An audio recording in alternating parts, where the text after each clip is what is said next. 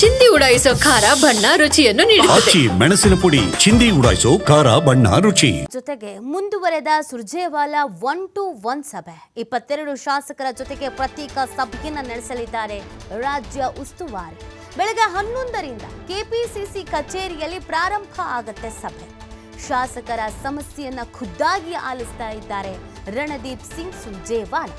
ಅನುದಾನ ಕೊರತೆ, ಸಚಿವರ ಅಸಹಕಾರ ಸೇರಿ ಇನ್ನುಳಿದಂತೆ ಏನೇನು ಸಮಸ್ಯೆಗಳಿದೆಯೇ ಆ ಅಭಿಪ್ರಾಯವನ್ನು ಸಂಗ್ರಹಿಸಲಿದ್ದಾರೆ. ಎರಡನೇ ಬಾರಿಗೆ ರಾಜ್ಯಕ್ಕೆ ಆಗಮಿಸಿರೋದು. ಮೊದಲ ಬಾರಿ ಬಂದಾಗ ಸಾಕಷ್ಟು ರೀತಿಯಾದಂಥ ಚರ್ಚೆಗಳು, 1-to-1 ಮಾತುಕತೆ ಎಲ್ಲ ಮಾಡ್ಕೊಂಡು ಹೋಗಿದ್ರು. ಇದು ಎರಡನೇ ಬಾರಿ ಬಂದಿದ್ದಾರೆ. ಎರಡನೇ ಬಾರಿ ಎರಡನೇ ದಿನ ಇವತ್ತು 11 ಗಂಟೆಗೆ ಸಭೆ ಪ್ರಾರಂಭ ಮಾಡ್ಕೊಳ್ತಾರೆ.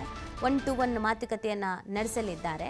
ಕೆಲವು ಶಾಸಕರುಗಳು ತಮಗಿರುವಂಥ ಬೇಸರ, ಅಸಮಾಧಾನ, ಪಕ್ಷದ ಬಗ್ಗೆ ಅವರಿಗೆ ಯಾವ ರೀತಿಯಾದಂಥ ಅನಿಸಿಕೆ, ಅಭಿಪ್ರಾಯ ಅನ್ನೋದಿದೆ, ಯಾರಿಂದ ಯಾವ ಕಾರಣಕ್ಕೆ ನೋವಾಗಿದೆ, ಅನುದಾನದ ವಿಚಾರದಲ್ಲಿ ಎಲ್ಲಿ ಸಮಸ್ಯೆ ಆಗ್ತಾ ಇದೆ, ಸೊ ಇದೆಲ್ಲವನ್ನು ಕೂಡ ನೋಟ್ ಮಾಡ್ಕೊಳ್ತಾರೆ. ಇದನ್ನು ಹೈಕಮಾಂಡ್ ನಾಯಕರ ಗಮನಕ್ಕೆ ತಂದು ಇದನ್ನು ಹೆಂಗೆ ಬಗೆಹರಿಸೋದು ಅಂತ ಸಿಎಂ ಮತ್ತು ಡಿ.ಸಿ.ಎಂ ನೇತೃತ್ವದಲ್ಲೇ ಚರ್ಚೆ ಆಗಲಿದೆ. ಈ ಕಾರಣಕ್ಕಾಗಿಯೇ ಸುರ್ಜೇವಾಲಾ ಅವರು ರಾಜ್ಯಕ್ಕೆ ಆಗಮಿಸಿರೋದು. ಇದನ್ನು ಹೀಗೆ ಬಿಟ್ಟಿದ್ರೆ ಇದು ಕಾಂಗ್ರೆಸ್ಗೆ ಸಾಕಷ್ಟು ಮುಳುವಾಗ್ತಾ ಇತ್ತು. ಒಂದು 3-4 ಜನ ಬ್ಯಾಕ್ ಟು ಬ್ಯಾಕ್ ಯಾವಾಗ ಸರ್ಕಾರದ ಬಗ್ಗೆನೇ, ಸಚಿವರುಗಳ ಬಗ್ಗೆನೇ ಮಾತಾಡೋದಕ್ಕೆ ಶುರು ಮಾಡಿದ್ರು, ಇದನ್ನ ಈಗಲೇ ಸರಿಪಡಿಸಬೇಕು ಅಂತ ಹೈಕಮಾಂಡ್ ಕೂಡ ತೀರ್ಮಾನಿಸ್ತು. ಆ ಕಾರಣಕ್ಕಾಗಿ ಉಸ್ತುವಾರಿ ಅವರಿಗೆ ಜವಾಬ್ದಾರಿ ಕೊಡಲಾಗಿತ್ತು. ಅದೇನು ನೀವೇ ಹೋಗಿ ನೋಡಿ, ನೀವೇ ಖುದ್ದಾಗಿ ಮಾತಾಡಿ, ಅವ್ರ ಸಮಸ್ಯೆಗಳು ಏನು ಕೇಳಿಸ್ಕೊಂಡು ಬನ್ನಿ ಅಂತ ಆ ಕೆಲಸವನ್ನ ಈಗ ಚಾಚು ತಪ್ಪದೆ ಮಾಡ್ತಾ ಇದ್ದಾರೆ ಸುರ್ಜೇವಾಲಾ ಅವರು.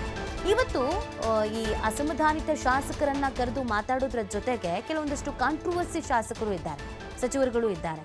ಅವ್ರ ಜೊತೆಗೂ ಕೂಡ ಮಾತುಕತೆಯನ್ನ ಮಾಡಲಿದ್ದಾರೆ. ಅದರಲ್ಲಿ ಬಸವರಾಜ ರಾಯರೆಡ್ಡಿ ಇವರು ಸಿಎಂ ಆಪ್ತರೇ ಆಗಿದ್ರು, ಸಿಎಂಗೆ ಆರ್ಥಿಕ ಸಲಹೆಗಾರರೇ ಆಗಿದ್ರು ಕೂಡ ಸರ್ಕಾರದ ಬಗ್ಗೆನೇ ಕೆಲವೊಂದಷ್ಟು ಮಾತಾಡಿರೋದು ಸರ್ಕಾರಕ್ಕೆ ಮುಜುಗರ ಆಗಿದೆ.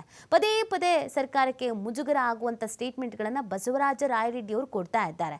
ಅದರಲ್ಲೂ ಈ ಸರ್ಕಾರದ ವರ್ಚಸ್ಸು, ಈ ಸರ್ಕಾರಕ್ಕೆ ಕ್ರೆಡಿಟು, ಈ ಸರ್ಕಾರ ರಚನೆ ಆಗೋದಕ್ಕೆ ಕಾರಣವಾಗಿರುವಂಥ ಈ ಗ್ಯಾರಂಟಿ ಯೋಜನೆಗಳ ಬಗ್ಗೆ ಇವರು ಬಹಳ ತೂಕವಾಗಿ ಮಾತಾಡ್ದೇನೆ ನಿರ್ಲಕ್ಷ್ಯವಾಗಿ ಮಾತಾಡ್ತಾ ಇರೋದು, ವೆಯ್ಟ್ಲೆಸ್ ಆಗಿ ಮಾತಾಡ್ತಾ ಇರೋದು ಇದೆಯಲ್ಲ, ಇದು ಅವ್ರಿಗೇನೆ ಡ್ಯಾಮೇಜ್ ಆಗ್ತಾ ಇದೆ. ಕಾಂಗ್ರೆಸ್ ಸರ್ಕಾರಕ್ಕೆ ಮುಜುಗರ ಆಗ್ತಾ ಇದೆ. ಆ ಕಾರಣಕ್ಕಾಗಿ ರಾಯರೆಡ್ಡಿ ಅವರಿಗೆ ಏನು ನಿಮ್ಮ ಸಮಸ್ಯೆ, ಯಾಕೆ ಸರ್ಕಾರಕ್ಕೆ ಮುಜುಗರ ಆಗೋ ಥರ ಮಾತಾಡ್ತಾ ಇದ್ದೀರಾ ಅಂತೆಲ್ಲ ಕೇಳಬಹುದು, ಬುದ್ಧಿವಾದ ಹೇಳಬಹುದಾದ ಸಾಧ್ಯತೆ ಇದೆ. ಅದರ ಜೊತೆಗೆ ಸಚಿವ ಸ್ಥಾನಕ್ಕೆ ಇದೇ ಸಂದರ್ಭದಲ್ಲಿ ಬಸವರಾಜ ರಾಯರೆಡ್ಡಿ ಬೇಡಿಕೆನೂ ಇಡ್ಬೋದು. ನನಗೊಂದು ಸಚಿವ ಸ್ಥಾನ ಬೇಕು, ಸಚಿವ ಸ್ಥಾನ ಕೊಡಿ ಅಂತಾನು ಕೇಳ್ಕೊಳ್ಬಹುದು. ಇವತ್ತು ಸುರ್ಜೇವಾಲಾ ಜೊತೆಗೆ ಕೇವಲ ಬಸವರಾಜ ರಾಯರೆಡ್ಡಿ ಮಾತ್ರ ಅಲ್ಲ, ಎನ್.ವೈ. ಗೋಪಾಲಕೃಷ್ಣ ಕೂಡ ಮಾತಾಡಲಿದ್ದಾರೆ. ಸಚಿವರು ಅಧಿಕಾರಿಗಳ ಮೇಲೆ ಕಿಡಿಕಾರ್ತಾ ಇದ್ರು, ಸೊ ಅದ್ರ ಬಗ್ಗೆ ಅವ್ರು ಚರ್ಚೆ ಮಾಡಬಹುದು ಅಂತ ಕಾಣುತ್ತೆ. ಇನ್ನು ಒಂದಷ್ಟು ಅಸಮಾಧಾನಿತರು ಇದ್ದಾರೆ. ಇವರೆಲ್ಲ ತಮ್ಮ ಅಸಮಾಧಾನವನ್ನು ಹೇಳ್ಕೊಳ್ಬೋದು. ಪ್ರಸಾದ್ ಅಬ್ಬಯ್ಯ ಅವರು ಇರ್ಬೋದು, ಕೋನಾರೆಡ್ಡಿ ಅವರು ಇರ್ಬೋದು, ಆರ್.ವಿ. ದೇಶಪಾಂಡೆ ಅವರು ಇರ್ಬೋದು. ಇವರೆಲ್ಲರೂ ಅವ್ರವ್ರ ಸಮಸ್ಯೆ, ನಮಗೆ ಹಿಂಗೆ ಸಮಸ್ಯೆ ಆಗ್ತಿದೆ ಅಥವಾ ನಮ್ಮ ಬೇಡಿಕೆ ಈ ಥರ ಇದೆ, ನಮಗೆ ಯಾಕೆ ಇಲ್ಲಿ ಕೆಲಸ ಮಾಡೋದಕ್ಕೆ ಇಷ್ಟ ಆಗ್ತಾ ಇಲ್ಲ ಅಂದರೆ, ನಾವು ಯಾಕೆ ಸೈಲೆಂಟ್ ಆಗಿದ್ದೀವಿ ಅಥವಾ ನಾವು ಯಾಕೆ ಸೈಡ್ಲೈನ್ ಆಗ್ತಾ ಇದ್ದೀವಿ ಅಂತಂದರೆ ಈ ಕಾರಣಕ್ಕಾಗಿ ಅಂತ 1-to-1 ಮಾತಾಡ್ಬೋದು. ಇದೇ ಸಂದರ್ಭದಲ್ಲಿ ಅವ್ರ ಬೇಡಿಕೆಗಳು ಏನಿರ್ಬೋದು ಅಂತ ನೋಡೋದಾದ್ರೆ ಎಲ್ಲರದೂ ಸಚಿವ ಸ್ಥಾನದ ಬೇಡಿಕೆ, ಇವರೆಲ್ಲರೂ ಸಚಿವ ಸ್ಥಾನದ ಆಕಾಂಕ್ಷಿಗಳೇ. ಹಾಗಾಗಿ 3 ಶಾಸಕರು ಸಚಿವ ಸ್ಥಾನದ ಬಗ್ಗೆ ಕೇಳ್ಕೊಳ್ಬಹುದೇನೋ ಅನ್ನೋ ಕುತೂಹಲ ಮೂಡ್ತಾ ಇದೆ.